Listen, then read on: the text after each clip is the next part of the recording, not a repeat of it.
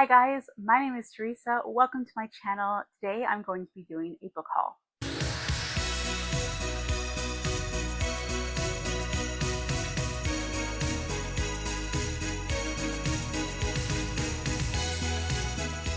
Hey everybody, like I said, I'm Teresa. This is my channel, sweet.t.reads. Welcome to all of you newer subscribers. I'm so excited to welcome you all to my channel. I recently hit 450, which was my goal for the year. So thank you to each and every one of you who has recently subscribed. Just like made my day.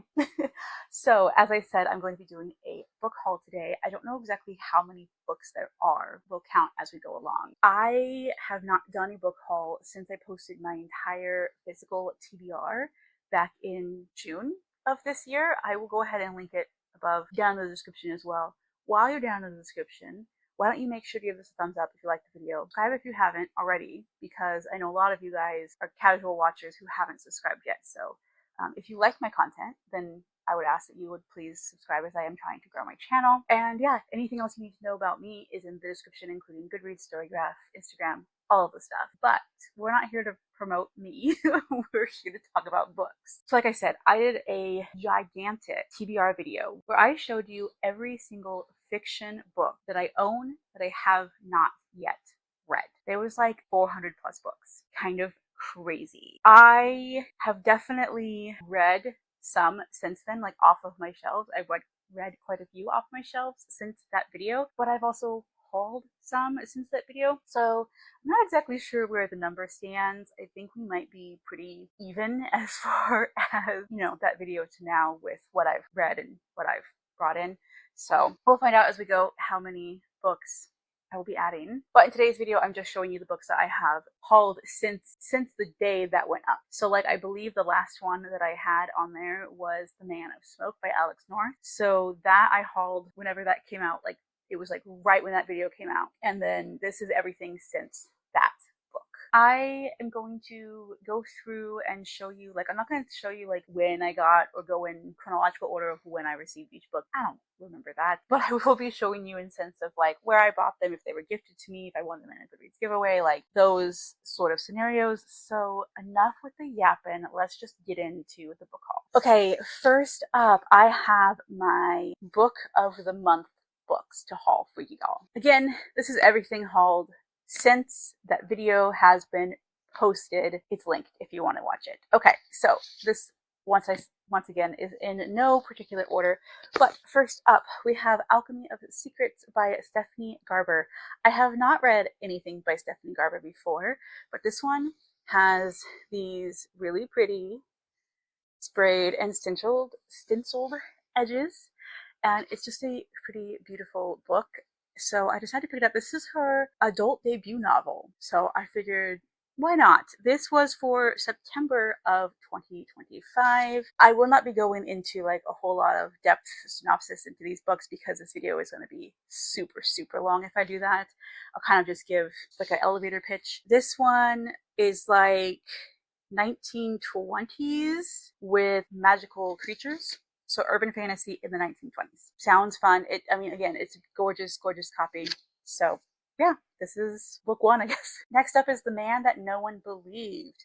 This came out in August of 2025. This is the untold story of the Georgian church murders by Joshua Sharp. This is a nonfiction, which I do enjoy when Book of the Month does nonfiction. I am definitely a nonfiction person. In 1985, a white man walked into a South Georgia church, brutally murdered Harold and Thelma Swan, two pillars of the area's Black community. The killer vanished in the night. For 15 years, the case remained unsolved. Then authorities zeroed in on Dennis Perry, a carpenter who grew up nearby. Convicted with flawed evidence, Perry received a double life sentence. And this journalist is basically looking into this story and I believe trying to prove that he is innocent, or he might believe that the journalist believes he's innocent, and so kind of trying to get through the root of what really happened in this situation. So I love true crime, and I always love it when innocence can be like set free and the guilty parties that are actually responsible have to pay. So there's this one. Immortal Consequences by I.V. Marie. Now you may, if you know my channel, you may be like, why did you get that one? I didn't order this one. they sent this to me accidentally. They were supposed to send me the man of that no one believed, but this came in my box instead. So this was also August of 2025, this year, whatever. All these are from this year. I don't know why I'm saying that. But I mean, it is a really, really beautiful edition. It's romantasy, which, like, I don't read romantasy. 6 rivals, 1 victor, eternity is only the beginning. I really don't know much about what this is about. Some fates are worse than death. It's gorgeous. This cover is absolutely beautiful, and it looks like it is dark academia romantasy. So I'm willing to give it a try. You know, it was sent to me for free, basically. Like, they made it right and sent me the correct book. So I will give it a try, because who knows? Maybe I will really love it. I'm hesitant, though, because I'm not a romance reader. I'm definitely not a romantasy reader, but I own it. I'll give it a shot. If it doesn't work for me, then I will pass it along to somebody else who, you know, hopefully it'll work for them. Next up is The Haunting of Paint Hollow, and this is by Kelly Armstrong. This was October's book of the month book, and this one, I don't really remember much about this. I just know it has a horse on the cover and it's like a haunted something, so I'm like, yeah. It's a supernatural horror about a haunted lakeside property and twisted family secrets. It's about a woman whose grandpa dies, and she figures she won't even get mentioned in the will, but when she goes to the will reading, it turns out that he left her a very valuable lakefront property. And the catch is she needs to stay in the cottage for 1 month to face the fact that she was wrong and her family was innocent, according to her grandfather. And I'm guessing there's going to be hauntings and stuff. This one, of course, I am hesitant about, as I am not really a big horror reader. There's a lot of content in horror that I dislike, but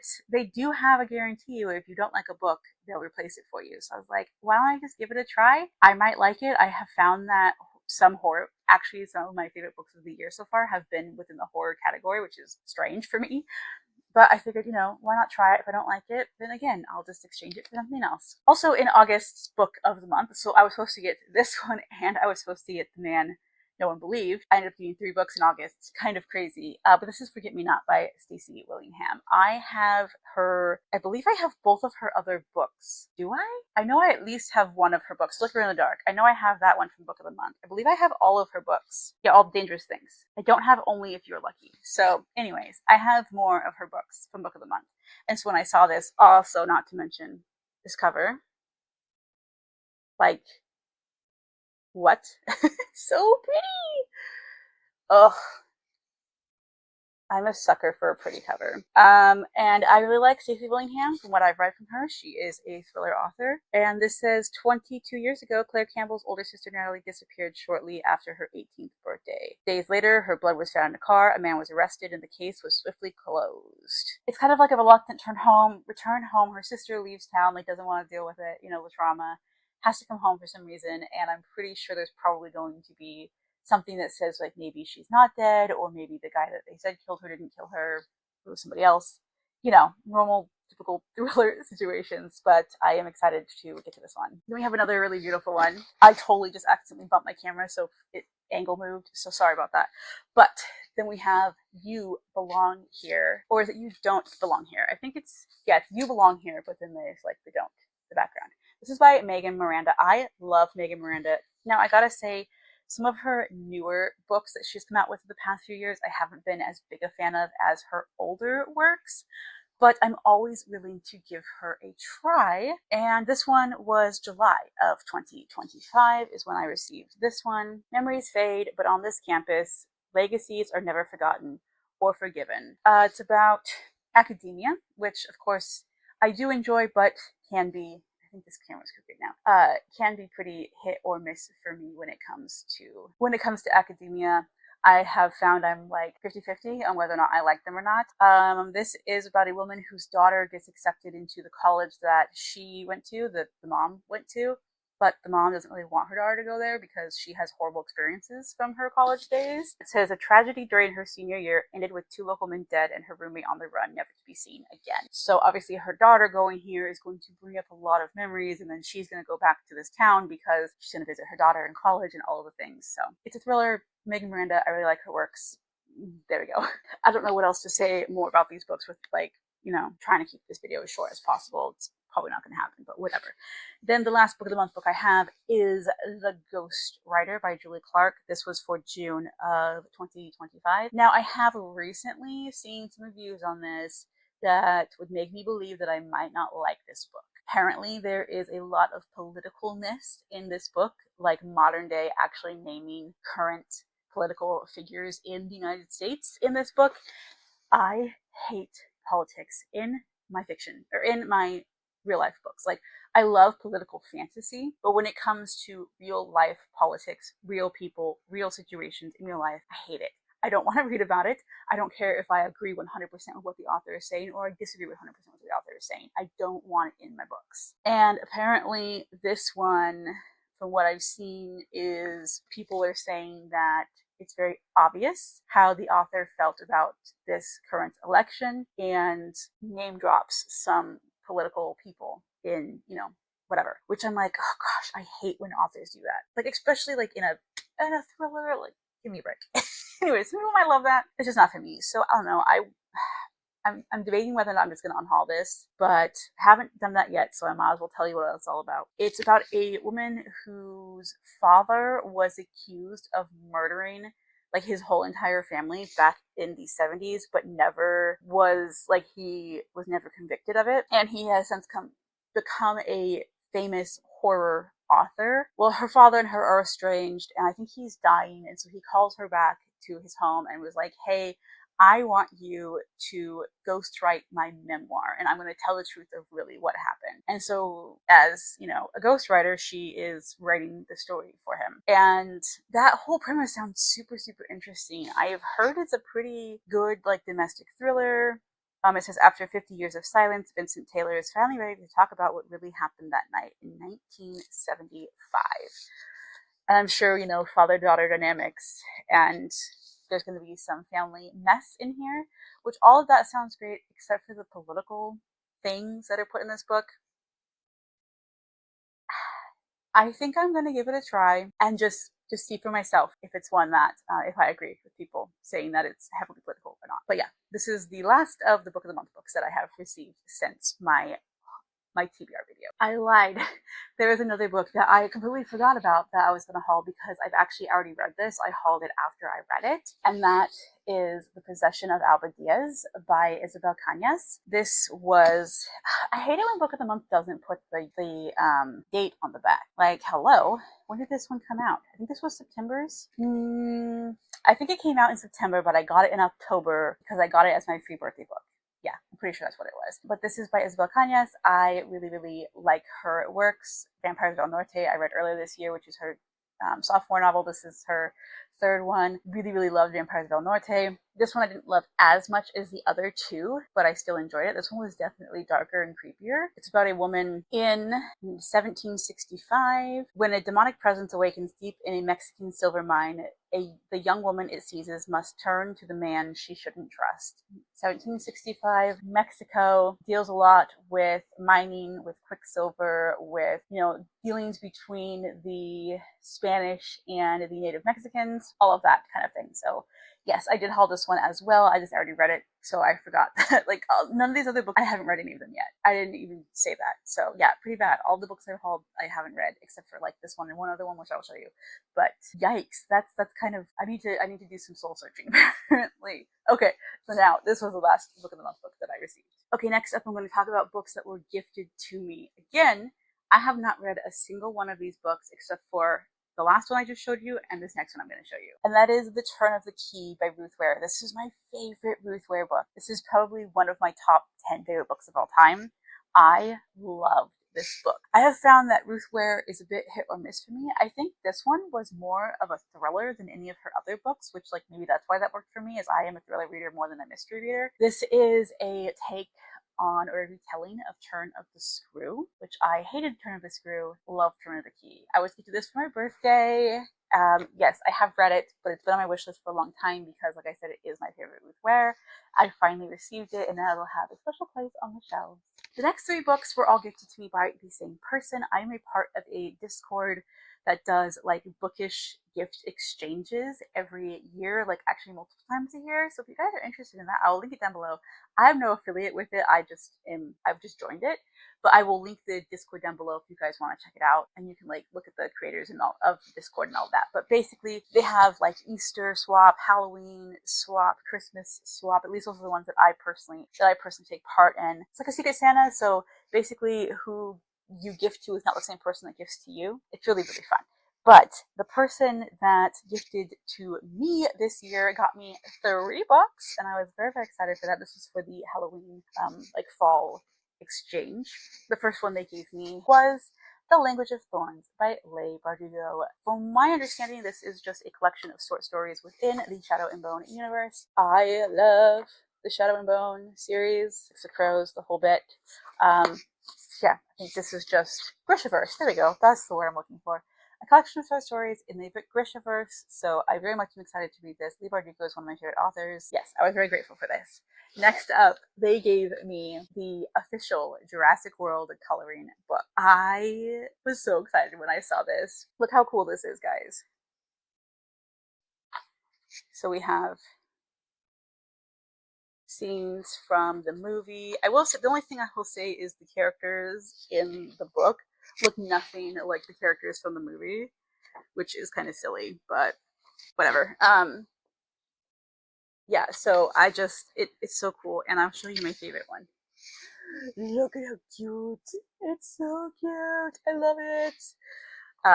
But yeah, so I'm going to be very, very excited, or I am very excited to start coloring in this color book. And the third one that she gifted me, this blew me away, guys. The official script book of Jurassic Park. It is complete with annotations and illustrations. This is screenplay by David Nope, annotations by Jane Mordran, based upon the novel by Michael Crichton, adopted by Michael Crichton and Mila Scotch Marimo. But you guys, this is freaking awesome because it legit is, just like it says, the actual script of the movie.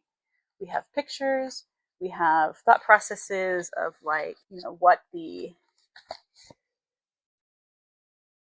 creators were thinking in different situations, sketches that were from them, like their actual dialogue, and just, oh my gosh, it's so cool. Like, this is the entire movie in script form. I was so excited when I saw this. Like, I could not believe that they got this for me. I was just like, thank you so much. Yes, so that's the other book that was gifted to me. The last book that was also gifted to me, but differently, this book was gifted to me by the author. I actually had the author reach out to me and pitch their book and basically say like, hey, I think that you might like this.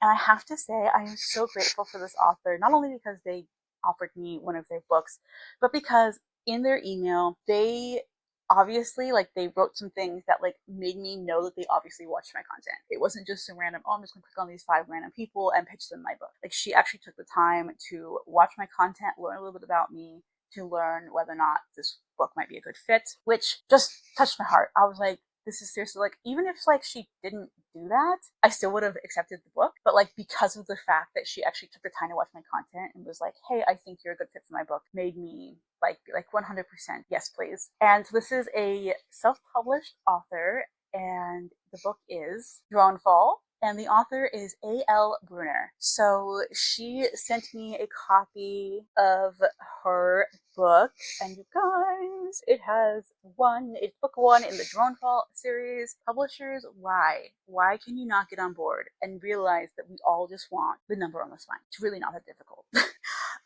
This one, no, I'm not going to pitch this very well, but it is cyberpunk, futuristic, kind of dystopian-esque, set a few years in the future in Budapest. This is Christian fiction. It's sci-fi. Like I said, cyberpunk. We're following a young girl. Halcyon Salvik hates cameras. She doesn't know why one of Budapest's mysterious civilian drones is following her. Is it just a glitch? She intends to be out of the city before she finds out. The escape plan fails when a drone-sniping friend convinces her to turn the tables on her hovering stalker, and now she's on the run for an act of terrorism. It also, from what I could see, not on the blurb of this one, but like on Goodreads, I think they also have like an underground Christian community. And then you have the rebels, and so she's kind of torn between the two. Like, she is a Christian, but she's not like super like in your face about it kind of situation. And someone is stalking her as she's trying to figure out, you know, who is stalking her and why. And dealing with the rebels, or maybe the rebels aren't that great of people. I don't know, but it sounds really, really good. The only downfall of this, it does not have an audiobook. So if you don't know me, if you're new to my channel, I have a cognitive disorder that makes it very difficult for me to comprehend physical written word. I read primarily by audiobook because that's just how my brain is able to understand things. But I did tell the author, you know, and she like knew that in my email, and she mentioned that, which was another reason why I was like, oh my gosh, you're amazing. I am going to try and get to this month, but it may take me a while to, you know, get through it. But anyways, this is the first book I've ever been sent by the author specifically, and it's gonna, even if I don't like it, it's still gonna hold a special place in my heart, though I'm really praying I like it, because I want to support her. And this is like a long series, and I would love to continue the series if possible. So yay! Next category is books that I have received for free. I think all of them but one was from Goodreads giveaways. So every night, this is just a thing that I do, is every night I go in and see what books that are on the Goodreads giveaways that are ending that night, and I, you know, enter into anything that sounds interesting to me, and sometimes I win stuff, and a lot of times I don't, but sometimes I do. And so I have a collection of books that I have won, and then one book that I found in a free little library. So we'll start with that one first. That is Swedish Oregon, compiled and edited by Lars Nordstrom. Fun fact, my grandma's maiden name is Nordstrom. I don't think there's relations. I think there's a lot of Nordstroms in America, but I thought that was kind of fun. It's a nonfiction telling the story of Swedish people in Oregon, how they immigrated here, how they like build a community here, how like why they were important to the founding of, I know there's more pictures in here, why can't I find them? Of Oregon itself. And if you guys are unaware, I do have a lot of Swedish ancestry in me. Here's some more pictures. My great grandpa was a first generation American, Swedish. His parents immigrated from Sweden to America, so he was the first generation American. So my grandma's dad was a full blood Swede. So, yeah, pretty cool. So this is my ancestry. I am obsessed with learning about ancestry, my own and other people's. Like, I love heritage and ancestry and learning about like our ancestors, and I don't know, I find it so fascinating. So when I found this in the free little library, I was like, yes, this is so cool. These are my people. I don't know if I'm related to like any of these people specifically, but it is part of my culture that my ancestors came here and founded Oregon, or helped found Oregon. I don't know. Anyways, enough blabbering. Swedish Oregon. I'm very excited to get to this. This is one I'll definitely just be like reading. I'm not going to read it like a novel. It'll be like pick it up here and there and read little parts. But I was very happy when I found this in the library. The rest of these books are all won from Goodreads giveaways. So we have Dark Renaissance by Stephen Greenblatt. This actually made it to the history and biography of the Goodreads Choice Awards this year. Again, haven't read it, because like I said, haven't read any of them but the two that I showed you. This is The Dangerous Times and Fatal Genius of Shakespeare's Greatest Rival. Now, I'm not a huge Shakespeare person, but this one just sounded interesting, so I put in for it, and I don't think I'm going to get to this year at all, but it's kind of cool to know that this made it to the Goodreads Choice Awards. I mean, not like that really means anything, because we all know they're just popularity contests, but still. Next book I received, An Amateur Sleuth's Guide to Murder, a Bainbridge Island Mystery by Lynn Cahoon. This is about a woman who, first off, she adopts a rescue Cocker Spaniel. You know that I'm all about that. And this takes place off of Seattle, Washington. And I have actually been on the ferry that is depicted in the book, because they do have a ferry that goes from Seattle, like across the river, lake, ocean thing to another part of the state. And I've taken that, and that's what this is. So that's really exciting. This is tip 1, what doesn't kill you counts as work experience. Tip 2, Write what you know or what you want to know. Tip 3, beware of unknown dangers. This is about a woman who wants to get into the mystery genre as an author, but she finds a little bit of a different niche, and she decides that not only will she go into the mystery genre, but she is going to write a guidebook on how to solve mysteries. So like basically a guidebook for amateur sleuths on how to solve mysteries yourself. That just sounds so much fun. And I don't know if this would be considered cozy mystery or just straight up mystery. We didn't find out. But I love the fact that we have a dog. I love it so much. And it takes place in the Pacific Northwest. I live in the Pacific Northwest. I am a sucker for anything that takes place here. Like, it's my favorite setting of all time. So I was very excited when I won this one. Next up is The Secret Investigator of Ashter Street by Stephanie Morel. I believe this is actually a YA mystery, which is kind of fun. This is historical fiction YA mystery, which, like, I've never read one of those before. Now, I will say this is book 2 in a series. Book 1 and 2 were both available, so I did put in for both book 1 and 2. I won book 2, didn't win book 1. I do believe this is, though, like a series you don't have to read in order, but I'm a purist and I will read book 1 before I read book 2. But still fun to have it. If I really enjoy both of these, then I'll just go out and buy book 1 when I get a chance. This takes place in 1920s Chicago, and it is following an 18-year-old. I believe she's like a senior in high school, or she just graduated high school or something like that. It seems like in the first book, she was solving the mystery behind her best friend's kidnapping. And in this one, a student at her old school asks her to investigate her brother's, like the student's brother's death. So, murder mystery. But yeah, YA historical fiction mystery. Interesting. I've never read that before. Again, takes place in like 1920s Chicago, which seems super fun. So there's that one. Next up is Agents of Change, The Women Who Transformed the CIA.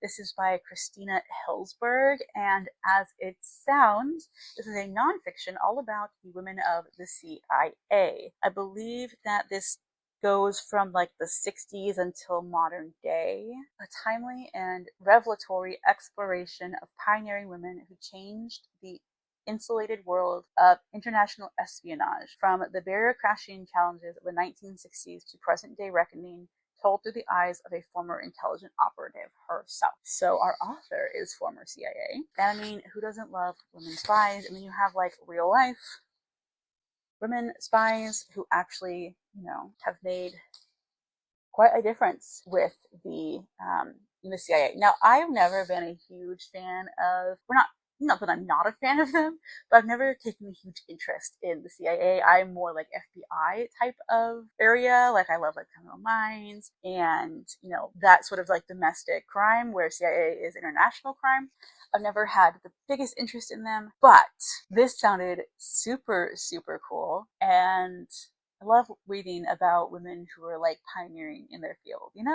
It's just really nice. So I'm excited to see what she has to say about what it's like. I mean, and the fact that the author herself is a former CIA agent. Come on now. You can't get much better than that. And the next 2 books I have are actually ARCs. Now, I went through a phase when I first found Goodreads giveaways where I would like enter into absolutely everything I could, because I was like trying to figure out my reading taste. Even though I kind of knew what I liked, I still was like, maybe I like other things, because I had just found Booktube at the time, and this was back in like 2015.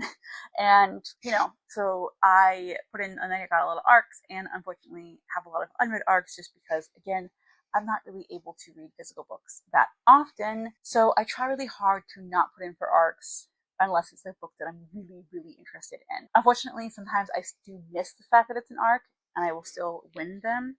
Now, that said, I have 2 more books to show you. Both of them are ARCs. I think I might have said that already, but if not, whatever. Both of them come out in 2026, so I still have time to try and read them, which I'm going to try to, because of course the whole point of an ARC is to read it, to get reviews out, to help out the author, and like give people ideas of whether you like the book or not. So yeah, anyways, first off is The Iron Garden Sutra by A.D. Suri. This is a space opera. It says, in outer space, no one can hear your prayers. A death monk and a team of researchers are trapped on board a long-lost spaceship of the dead in this darkly physiological murder mystery for fans of Becky Chambers and Dead Silence by S.A. Barnes. Yes, so space opera, sci-fi, death monk, like a lot of why can't I say that?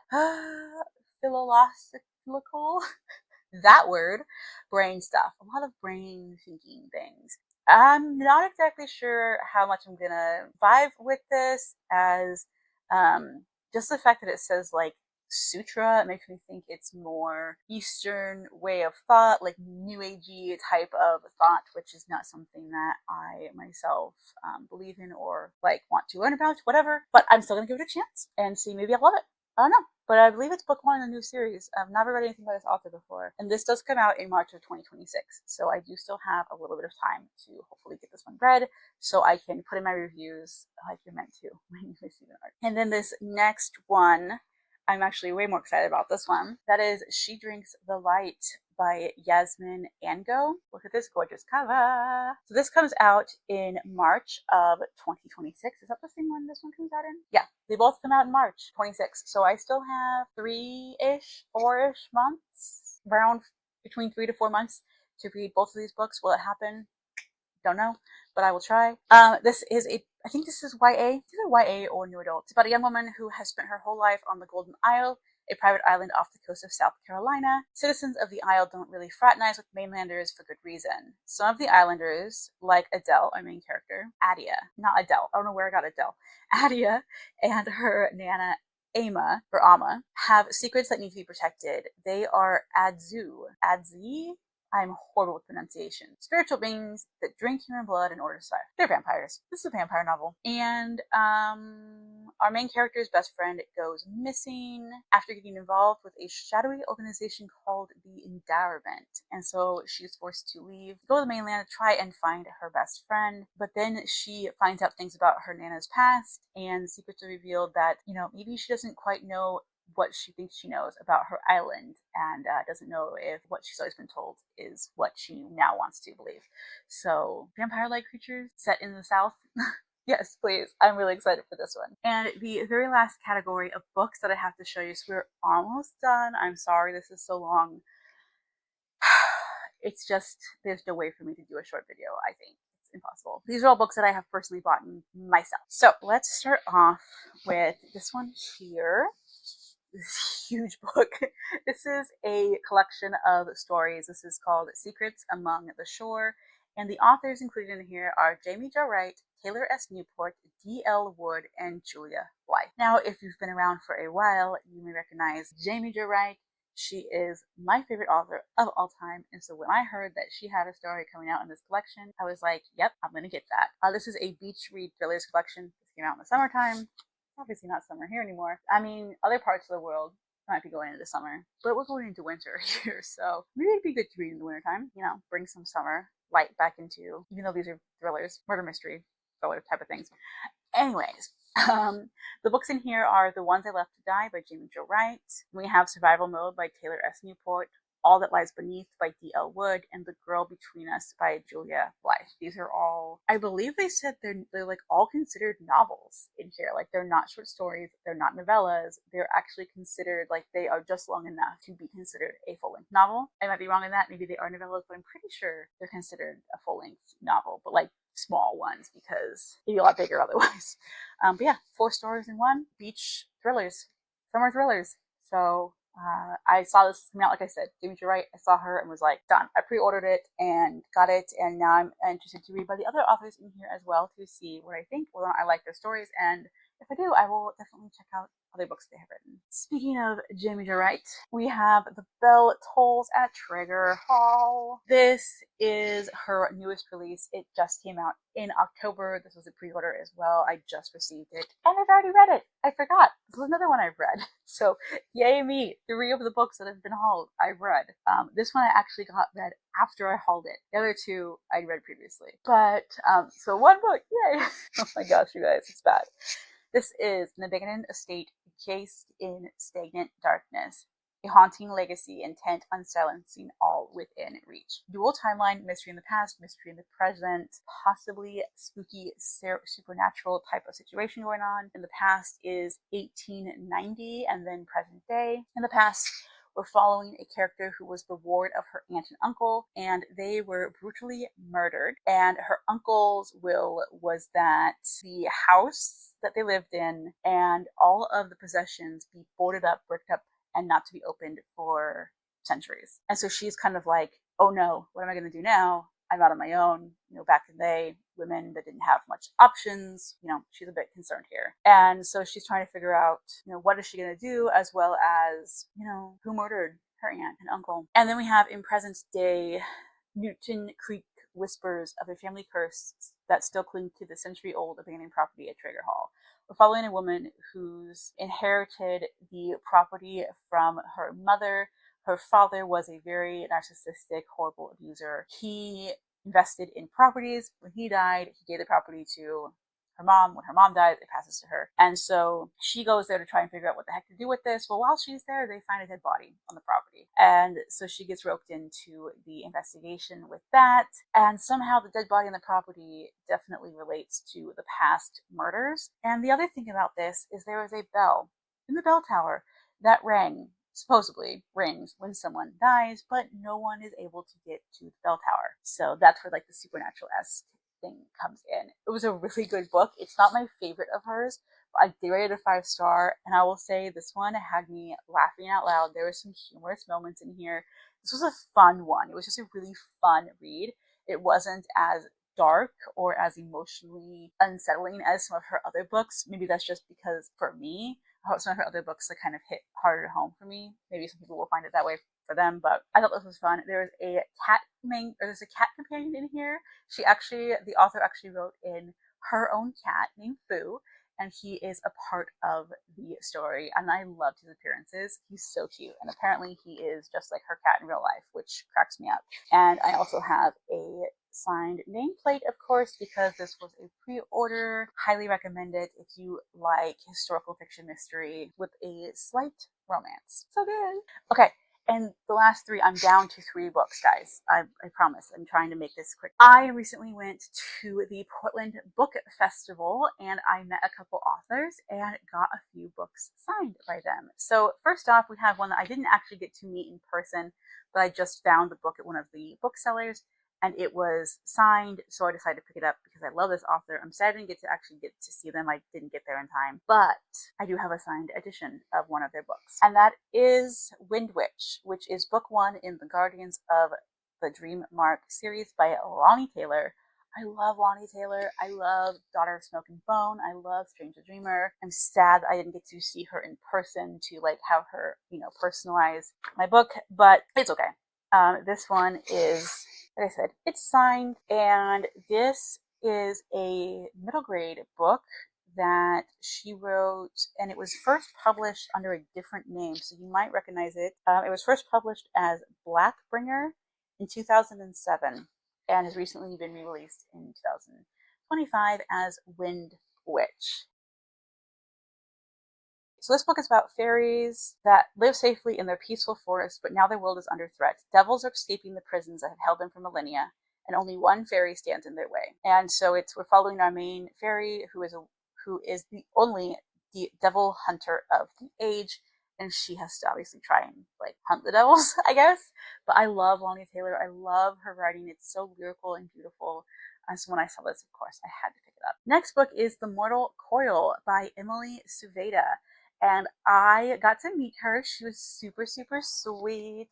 She personalized my book for me. I have not read this series. I do remember when this came out, though. It was like super hyped on Booktube. It's YA sci-fi, and I don't really know much more about that. I know she said there's some kind of virus that makes people explode. And so like that's the cover. I'm like, oh, that's gruesome. But yeah, I've heard great things about it, and she was so sweet. And I just had to like meet her, and I ended up getting the very last copy of this one, so I was very excited that I was able to grab it. And just from a little bit I'm seeing on the back, maybe it sounds a bit Matrixy. We find a hacker, and she has to like help save the human race basically. So I am excited to get to this one. YA sci-fi. I'm definitely getting more into sci-fi recently, which I love, so this one should be a fun read. And the last book that I'm going to be talking about today is The House of Safar by Marissa Meyer. I got to meet Marissa Meyer. She signed and personalized my book. And I also had her sign and personalize Scarlet, or Cinder and Scarlet, the first 2 books in the Lunar Chronicles series. This is her brand new release. She was so sweet, you guys. I was so excited to get to meet her. She had her daughter there. It was adorable. Marissa Meyer, I love her writing. This one is a retelling of the story of Bluebeard. So on the back it says, his evil spirit lingers and is hungry to kill again. Some claim that to this day, Les Blues' sinister laughter can still be heard echoing through the halls of the mansion. And every year on the anniversary of his death, the fountain where he killed runs red with blood. I guess this has a lot of French mythology, French magical creatures in here, which is super fun. I've never heard of a lot of them that are in here, so it'll be kind of fun to get to know more about French mythology. And Bluebeard was, his legend is that he married this woman and he gave her like full access to the house, but said never go into the basement. That's the one place that you do not have access to, is the basement. Well, of course, she goes to the basement and finds all of his previously murdered wives, and then he finds her and is like, well, I gotta murder you now because you didn't listen to me and you went into the basement. So apparently he murders unobedient women, you know. But this is a retelling of it, and this is like following a descendant of his. And it sounded so good when she was describing it and talking about her writing it. And I'm just like, oh, I love Marissa Meyer's work so much. And her retellings are freaking amazing. So I'm very excited to get to this. Fun fact too, guys, I actually just won the audiobook for this on Storygraph. I have never won a Storygraph audiobook ever, or anything from Storygraph ever. But I just won the audiobook for this. It's like, sweet. So now I have the book and the audiobook. I will be reading them both very, very soon. I know I said that was the last book, but remembering that I just won that audiobook reminded me I have 2 other books to show you, but I don't physically have them. One of them, it's a physical book. I just don't remember where I put it, but that is The United States of Cryptids by J.W. Oker, I believe is the author. This one I bought during September for my Cryptid Creatures readathon that I was hosting, and read it. It was like the unofficial official book of the readathon. It was super fun. It just goes through like all of the different states of America and talks about the random cryptids that are found here. It was really, really cool. Nonfiction, fun time. And the last one is another audiobook that I just won from Storygraph. I won 2 of them from Storygraph, which is wow. Again, sorry if things changed. I got interrupted. But the book I just won is The Poet Express by Shen Tao, I believe is how you pronounce her name. I'm so sorry if I'm pronouncing that incorrectly. I really don't know much about what this is. It just was kind of interesting, so I put in for it because, like, I'm not expecting to win at all. But I did. I won the audiobook. So I was like, I figure I should tell y'all, because technically I hauled it. It is a book. It's just digital. This is Asian inspired fantasy. I believe it might be romantasy. So another one that I'm kind of like, I don't know about. And it has to do with poet magic. And like the kingdom is under threat or something. I really don't know. I know it just sounded interesting when I put in the thing for it, thinking like, oh yeah, I'll never win this because like, and whatever. But I did. So there it is. That is officially the last book that I have hauled since my TBR video. The number of books will be on the screen. I did not count, but the number will be here. That is the amount of books that I have hauled. Like I said, some of these have been read and majority of them have not been. A couple of them are nonfiction, so I don't include those in my physical TBR stats because I just do fiction. So while I haul this many books, this is the amount of books that will actually be going onto my spreadsheet to say how many, added of fiction books that I own. So thank you so much for watching. If you have any thoughts about these books, let me know if you've read any of them, any of them sound interesting to you. If you think I'll like them, if you think I'll hate them, please let me know. I really would like to know all of the things. If you are here, made it to the end of the video, don't have anything else to say but like to leave an emoji, leave a puppy dog emoji, because my puppy dog is right off screen here begging for attention. And like I said in the beginning of the video, please make sure to give it a thumbs up if you liked it, subscribe if you want to see more content by me, and leave comments, do all of the things. Whiny puppies. Thank you guys so much for watching, and I hope to see you in my next video. Bye!